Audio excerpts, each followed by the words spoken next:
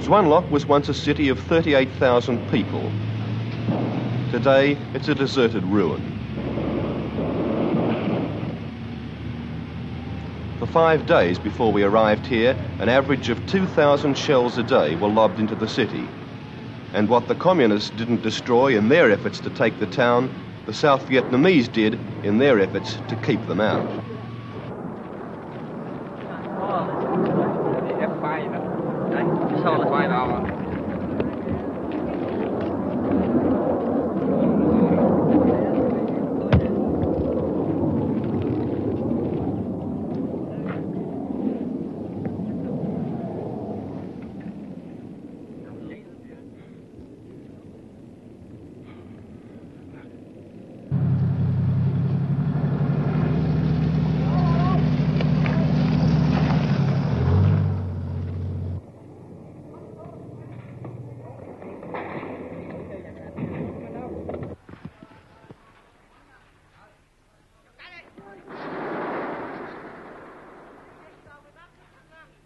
The front lines at Xuanloc, scene of a very bitter battle for 5 days between communist troops and South Vietnamese forces.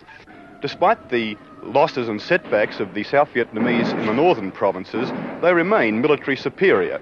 They have the greatest number of troops, outnumbering the communists by 3 to 1. They have more tanks, more artillery, and more helicopters.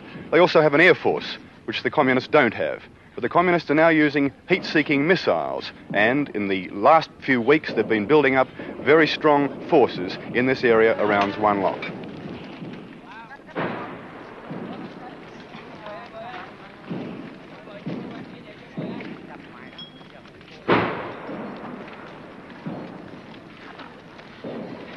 Brigadier General Lê Minh Dao told the assembled newsmen that he'd beaten back 6 major attacks in 5 days.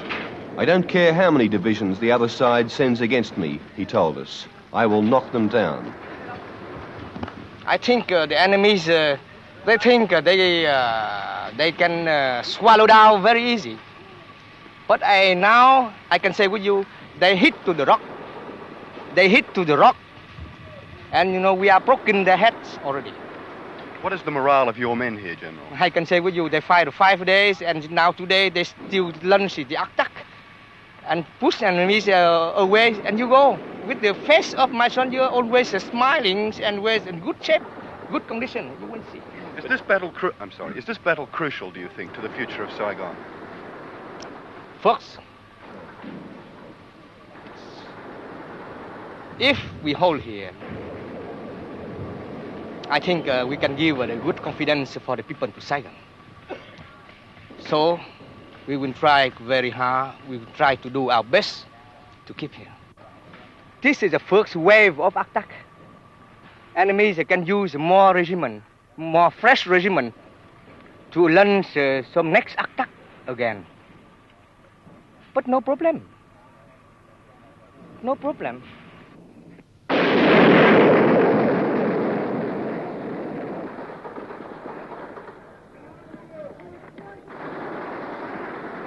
Despite the advantage the South Vietnamese have in manpower and equipment, the communists have proved at Da Nang and Nha Trang that they're a formidable enemy.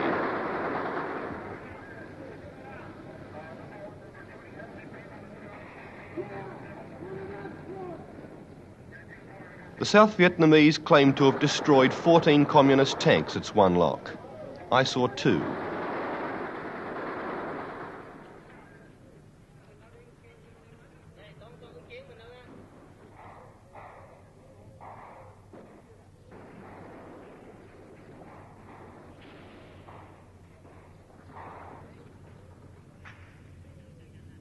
On display, like some hunters' trophies, were 5 prisoners of war, blindfolded, confused, and in one case injured.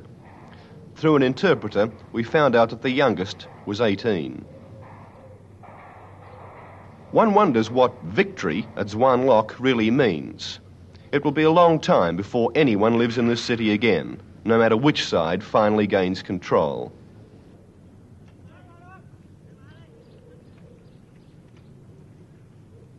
Certainly it was a Pyrrhic victory for these refugees who waited on the outskirts of Xuanloc where the helicopters were due to land to take us back to the Long Bin Air Base.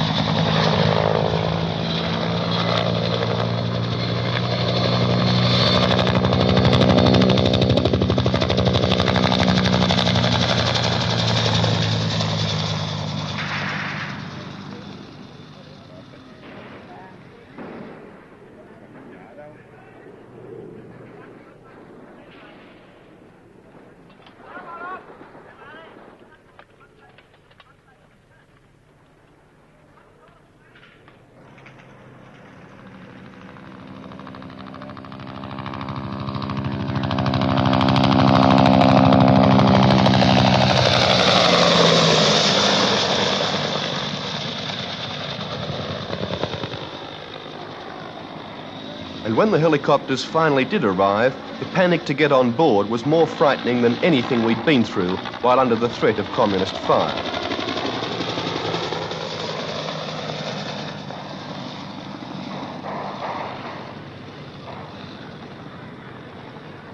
While their officers fired shots into the air, Vietnamese soldiers clawed their way past refugees, journalists, and their own wounded comrades to get on board and away from Swan Lock. With considerable courage, cameraman Les Wasley turned his camera on and clutched it under his arm as we made our third attempt to get out on a chopper.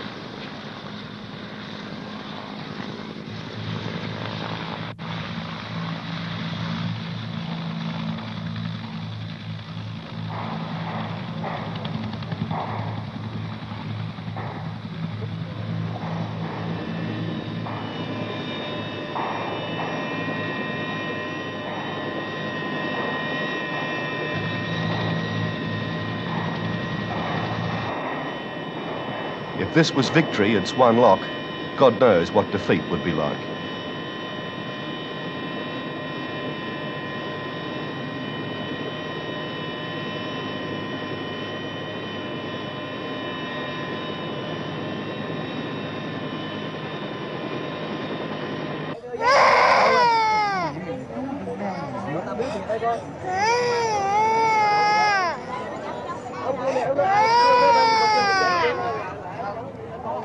South Vietnamese officials estimate that over 50,000 refugees are now living or dying in camps like this one at Vung Tau.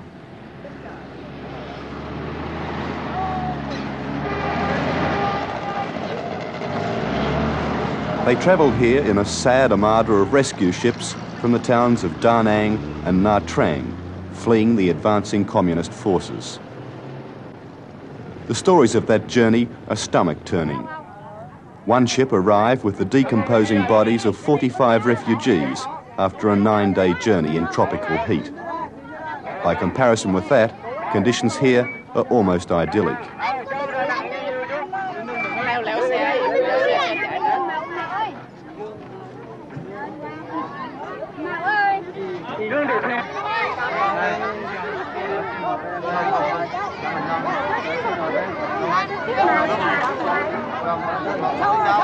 Food is the main problem, closely followed by the need for shelter and proper sanitation. This condensed milk is supplied by a Swiss relief agency, but it's only being handed out to families with small children.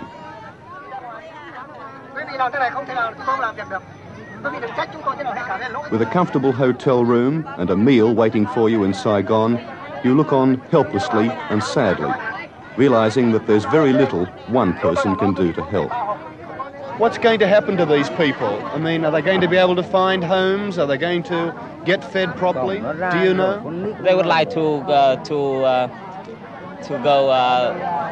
far from the VC only, because they have lots of experience. They cannot live with the VC, I think. Thank you for talking to us.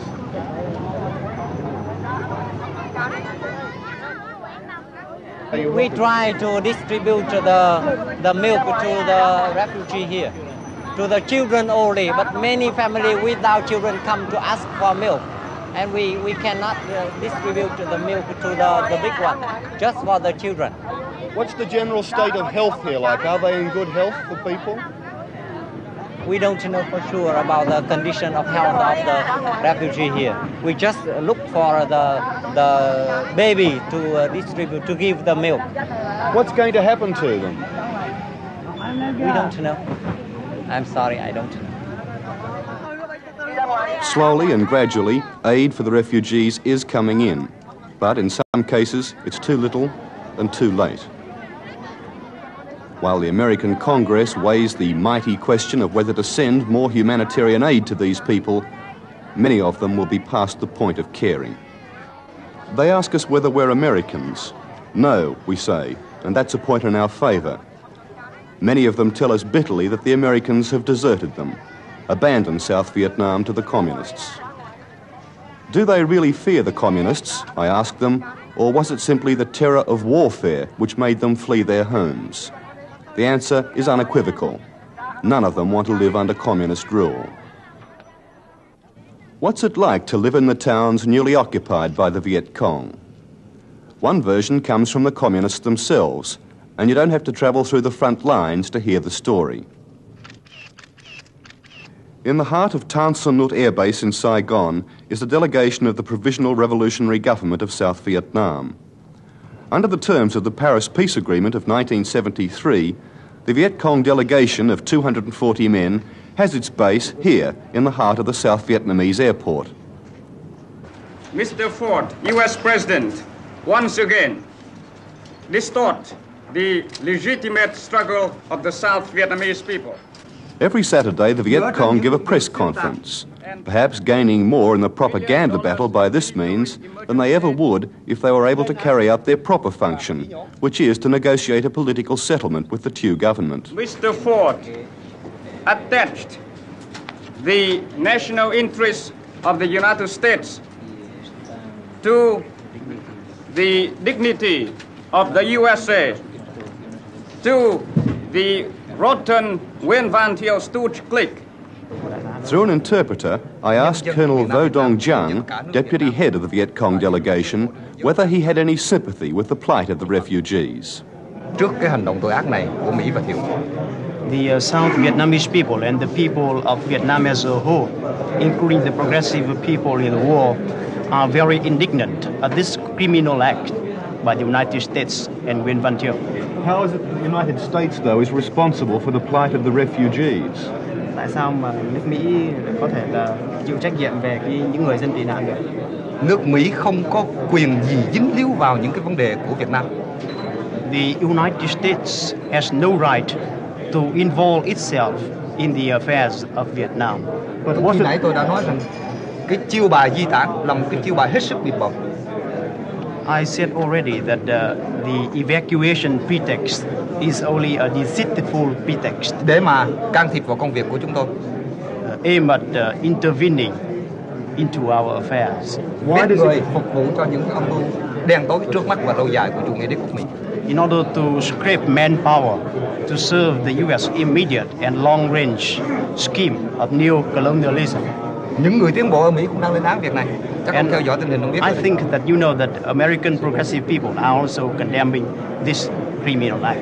But they're also condemning the plight of the refugees too, aren't they? And suggesting that it's the North that's responsible for their present plight. Họ cũng nói tức là miền Bắc phải chịu trách nhiệm về cái tình cảnh của những người dân tị nạn. Không có vấn đề tị nạn, chỉ có vấn đề Mỹ và Thiệu cưỡng bức người ta đi theo Thiệu ở những cái vùng mà there is no question buộc phải of rời bỏ. Refugee. There is only a question that the United States, that the U.S. and Nguyen Van Thieu forced them to evacuate their native villages or towns. It's a bizarre facet of life in this country. Outside, South Vietnamese soldiers and pilots go about their business, the business of destroying the Viet Cong. And from this peaceful sanctuary, the Viet Cong look out at their enemy, totally oblivious, or at least uncaring, of the men who in 20 minutes or so will be bombing and strafing their artillery units now surrounding Saigon.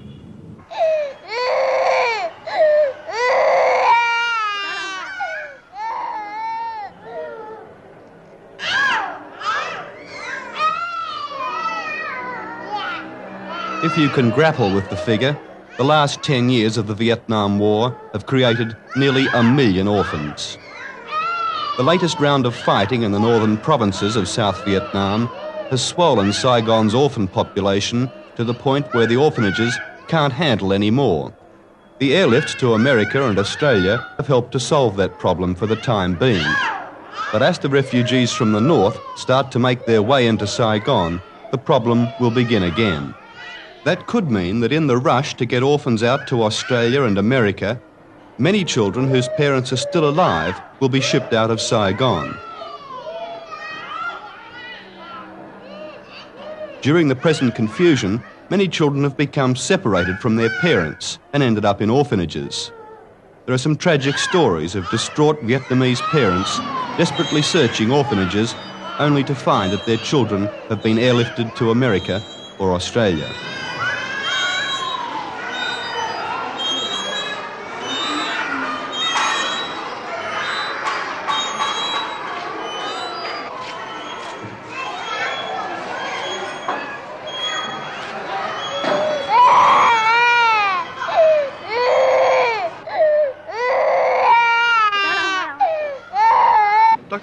Dr. Eric Nichols represents the Australian Society for Intercountry Aid, a private group arranging adoptions of Southeast Asian orphans. Do you ever worry or think about the morality of what's happening with the airlift of orphans out of Vietnam? Is it possible to view it as Australians and perhaps Americans salving their conscience for what's happened here, rather than a genuine solution to the problems of South Vietnam? Well, that's a problem that's been thrown around for the last 5 years. There's nothing new to saying that. The point is the governments don't adopt children. It's families that adopt children. So why talk about conscience? I mean, we in Australia, as an individual family, I've adopted 4 children. To me, it's a great experience. I love the children. I want to see them. Each child, in my opinion, in the world deserves a family. This is something that an orphanage as such can't supply. I know that certain areas in the world orphanages are necessary, but ultimately the best value for a child is that it has its family. Is it not possible, though, that when things settle down here, Vietnamese children would be better off in Vietnam rather than Australia? Yes, well, you're talking about the usual hypothetical question. The fact is this, that we're dealing with the children of now who need a family now, and many of them will suffer badly and even die without this possibility. Now, in the foreseeable future, I don't know whether you're more clairvoyant than I, but I can't see that this will take place. We have a responsibility for now, not for later. Is it not also possible that some of the children that are the subject of adoption, or are the sort of children Australians would like to adopt, are not truly orphans in the sense we understand it, that many of them still have parents alive, or at least one parent alive, or many of them are uncertain about where their actual parents are at the moment? Yes, well, this is so, and of course this is also so with in-country adoption in Australia itself. I mean, most of the children available for adoption in Australia are abandoned by their mothers. Therefore, they still have a person alive. It's a non-question, non-point to the question. But surely if refugee parents return to Saigon, having been separated from their children, they're going to be very upset if they have been airlifted out to Australia or America. Well, the children that we're handling are only those that are definitely available for adoption. That is, that they have been released to an orphanage and abandoned by their parents. But how is this known for certain? How is this known for certain under the present conditions? This is known by the legal requirements that we have here. They have to sign a release forms are signed for these children. But surely, given the these are the only ones we handle. But surely, given the present confusion, it's not at all certain whether their parents still are alive and still want to try to make contact with them. Yes, I don't know that there's as much confusion over here as there is in your mind and in the Australian mind about this. We've been here in the last 3 days currently, and we haven't had any problem in this area. You're absolutely certain that the children that have gone out, or that you are thinking of sending out, have no chance of making contact with their parents again? That's right, yes. No chance at all. Looking to the next 3 or 4 weeks, if that's possible, what do you think is the future for the orphans of South Vietnam? Well, we're attempting to provide a future for some of them. Now, I just don't know. This is, there again, you'd have to be a clairvoyant, and I'm not to know it. Every expert I know on Saigon has been proved completely wrong, so I wouldn't buy into that field. It must be one of the world's ugliest public monuments, but then again the events it commemorates are pretty ugly too. In the last 10 years of the Vietnam War, over 1.5 million soldiers and civilians have been killed, and that's not to mention 50,000 dead American troops and nearly 500 dead Australians. Today it seems that the bitter civil war which has torn this country apart for the last 30 years is grinding to a close.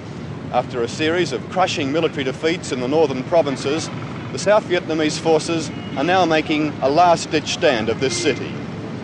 How long can Saigon hold out? And why have the South Vietnamese forces failed so disastrously? Those are some of the questions I put to Brigadier Ted Sarong, commander of the 1st Australian Task Force in Vietnam. Brigadier Sarong now lives in Saigon and still is a military advisor to the Vietnamese and to the Americans. It seems that demoralisation was a very important part of what happened. It seems that the South Vietnamese troops have lost all will to fight in those areas. What do you think lies behind that? The troops who had eyes and ears and could see and hear saw their senior officers leaving them in circumstances which approached gross obscenity, and they considered themselves to be betrayed. I think they had a reasonable justification for that consideration.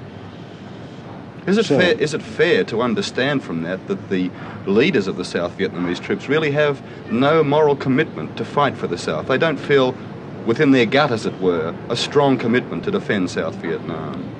I don't think it would be fair to saddle every member of that level of government with that particular description, because there are some very good men among those people, but there are a larger number of people who have spent a great deal of their professional lives in almost everything short other than professional activity. They were saved from that by the presence of the Americans, who ran the higher echelons of military management in their presence. And since the 1973 ceasefire, the nature of the operations, which has for the most part been small-scale reaction, has not required expertise at the higher management levels, and so people of the rank of Brigadier General and above, for the most part, really did not need to be skillful, and consequently, when the crunch came, as it has, they just did not know what to do. We've read reports of corruption at high levels within the South Vietnamese army. In a roundabout way, are you suggesting that many of the leaders of these forces were corrupt? I don't think that's any great secret now, because it has been very widely publicized, and in fact the government itself has taken action against some of them. Most certainly, yes. No question. Does it not prompt the question, what is the West fighting for in South Vietnam? If the military itself is corrupt, if it's incapable of giving leadership, if it lacks that gut feeling to defend South Vietnam, why is it worth defending, finally? The military, well, let me go back a bit towards your question.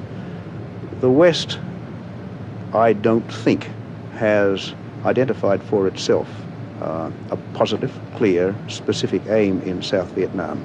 That doesn't mean that what it has been doing is any the less valid.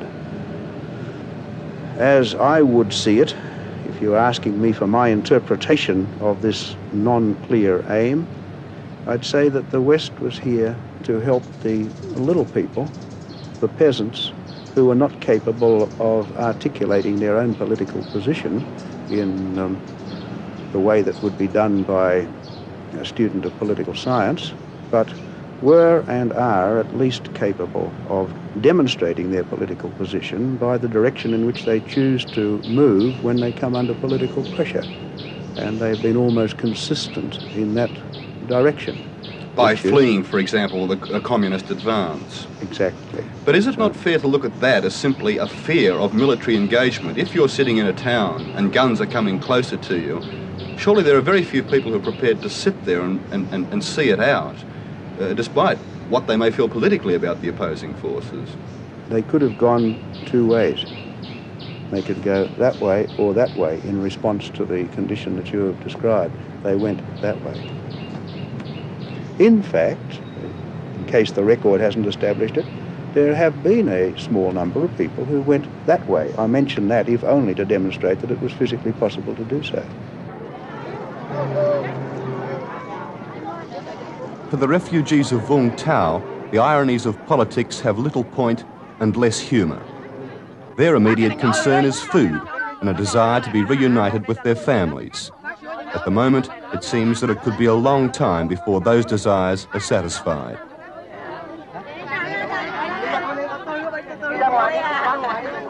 What's more frightening is that the next few weeks could see the creation of a whole new wave of people with exactly the same problems.